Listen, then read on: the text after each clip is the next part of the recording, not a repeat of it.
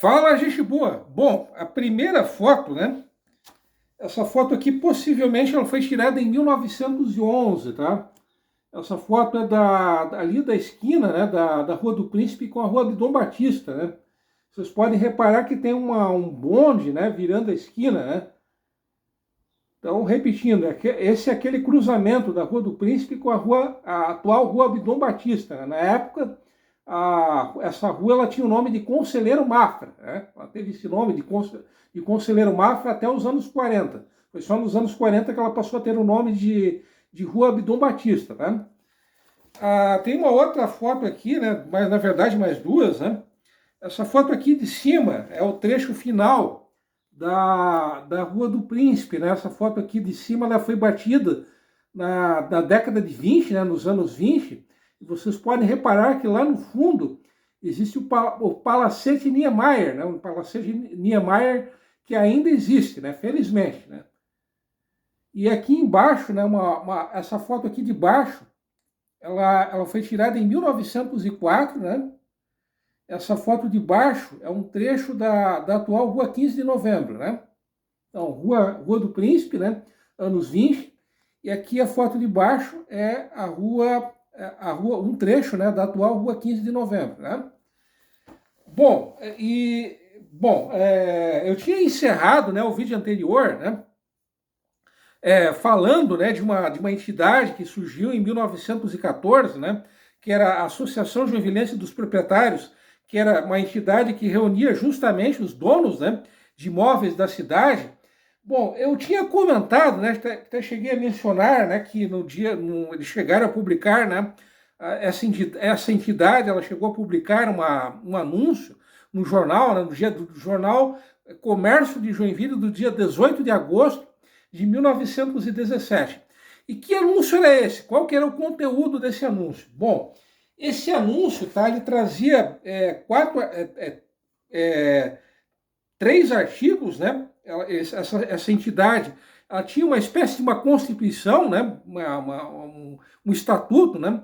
E esse anúncio que foi publicado nesse jornal, ele trazia três artigos, três artigos que faziam parte dos estatutos da Sociedade Joinvilense de Proprietários de Imóveis, né?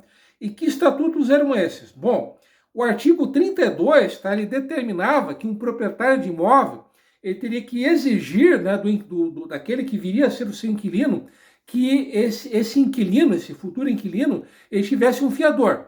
No caso de ele não dele não poder indicar um fiador, tá, ele teria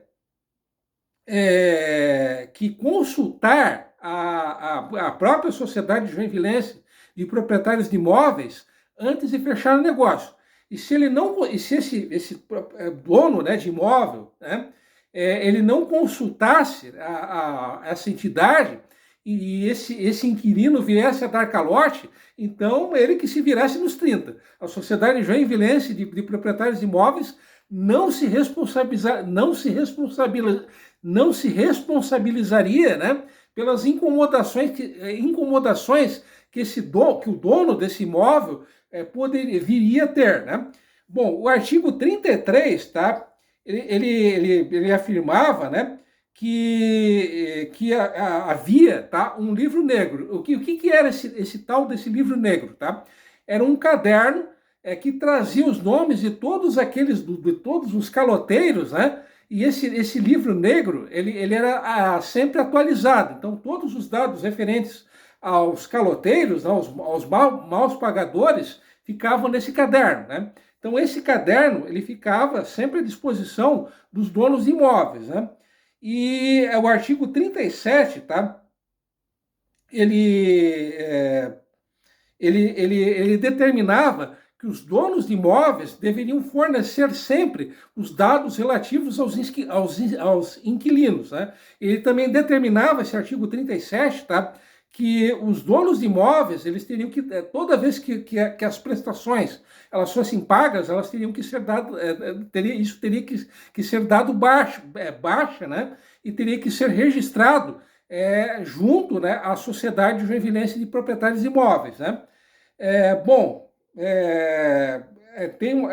fora, né, muitos anos depois desse artigo, né, desse anúncio, né, de 1917, também houve um outro caso, né, de um anúncio de jornal relacionado a essa questão dos caloteiros, né? Esse anúncio, tá, ele foi publicado no Jornal de Joinville, que é foi um jornal bem tradicional, que circulou até junho de 1980, né? A última vez que o Jornal de Joinville circulou foi no dia 29 de junho de 80, né? E esse artigo, né, ele foi publicado na edição do dia 11 de novembro de 1942 do Jornal de Joinville. E o que dizia esse artigo? Bom, esse artigo, tá, ele era de autoria do Gustavo Krieger, né? Aqui, segundo aqui a minha fonte, tá? O Gustavo Krieger, ele era comerciante, mas aqui a fonte, né? A fonte que eu estou consultando não especifica que tipo de comércio era esse, né? Qual era o nome desse comércio, qual que era o ramo, né, desse comércio, né? Enfim, tá? Mas o que era esse anúncio, tá? Esse anúncio do tal do Gustavo Krieger, tá? Bom, esse anúncio era o seguinte, tá? Chama a atenção de todos os meus devedores a virem saldar as suas contas ou entrar em comunicação comigo com 2 M's, a fim de tratar, conforme as suas possibilidades, a sua possibilidade, o pagamento. Pelo contrário, os mesmos poderão ver seus nomes e importância da dívida expostos num quadro negro no meu estabelecimento, Joinville, 11 de novembro de 1942, tá? Nos dias 12 e 14 de novembro de 42, né? Também no Jornal de Joinville esse anúncio ele voltou a ser publicado e não se sabe em que pé ficou isso, né? Se essas dívidas foram saldadas, se ele desistiu de cobrar a dívida, né? Se ele chegou a expor ao ridículo algum desses devedores, né? Enfim, né? Então é mais um caso aí de fato, mais um fato aí relacionado aos caloteiros, né? E ainda, né, mais um outro fato, ainda em relação a isso, né? Em 1900, até um fato até que eu cheguei a comentar isso num vídeo do ano passado, caso não esteja enganado, já há algum tempo atrás, né? Por incrível que pareça, em 1918, a prefeitura chegou a baixar uma lei proibindo a venda de bebidas alcoólicas. Isso em janeiro de 1918. Sim, foi isso mesmo que vocês acabaram de ouvir. A prefeitura de Joinville chegou a baixar uma lei proibindo a comercialização de bebidas alcoólicas, né? Bom, mas o que isso tem a ver com calote, com maus pagadores, enfim, né? Bom, em função disso, tá? Aqui também consta, né, que é uma dona de um bar, né, que era a viúva do Jacob Fischer, não especifica o nome da tal mulher, né, aonde que estava localizado esse bar, mas enfim, tá? Na edição do dia 2 de fevereiro de 1918, do jornal Gazeta do Comércio, tá? Ela anuncia o fim do estabelecimento dela, tá? Que ela encerraria as atividades do bar dela. Ela tinha, além de um bar, ela também era dona de uma casa de bailes, né?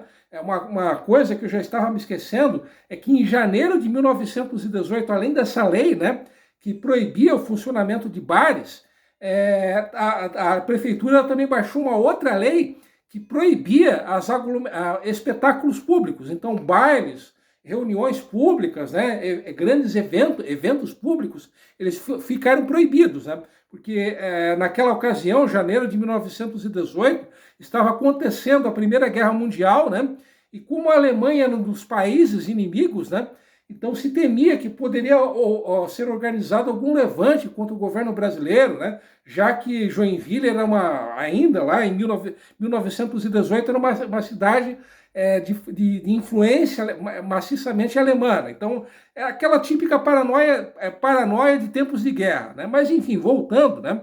Esse anúncio, né, do Jornal do Comércio, que foi publicado no dia 2 de fevereiro de 1918, como eu tinha adiantado, né?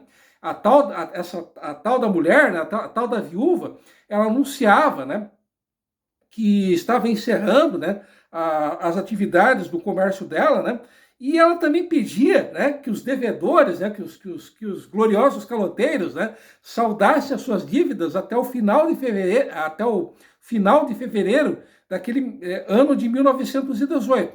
Se os caloteiros saldaram as suas dívidas, aí não se sabe, né? Não se publicou mais nada a respeito da nossa gloriosa viúva, né? Então, hoje, né, eu trouxe alguns casos aí de casos bem curiosos, né? Casos bem atípicos, né? Casos até bem engraçados, né?